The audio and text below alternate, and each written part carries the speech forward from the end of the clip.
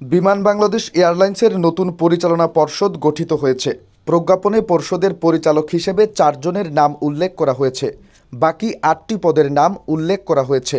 সেসব পদে যখনই যে ব্যক্তি দায়িত্বে থাকবেন তারা বিমানের পরিচালক হিসেবে কাজ করবেন।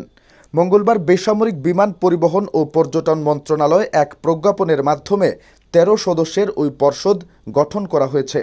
পর্ষদের চেয়ারম্যান হিসেবে আগেই নিয়োগ পেয়েছিলেন বিমানের সাবেক এমডি আব্দুল মুঈদ চৌধুরী।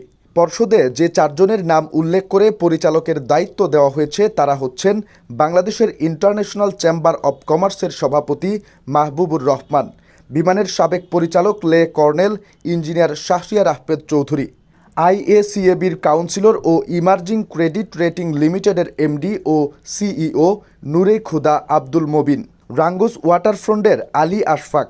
পর্ষদের বাকি 8 পদে যারা থাকবেন তারা হচ্ছেন বেসামরিক বিমান পরিবহন ও পর্যটন মন্ত্রণালয়ের সচিব, অর্থ মন্ত্রণালয়ের অর্থ বিভাগের সচিব, এনবিআর চেয়ারম্যান, প্রধান উপদেষ্টার কার্যালয়ের সচিব, বাংলাদেশের বেসামরিক বিমান চলাচল কর্তৃপক্ষের চেয়ারম্যান, বাংলাদেশ সেনাবাহিনীর engineering in chief, association of bankers Bangladesh লিমিটেডের চেয়ারম্যান এবং বিমানের এমডি ও সিইও।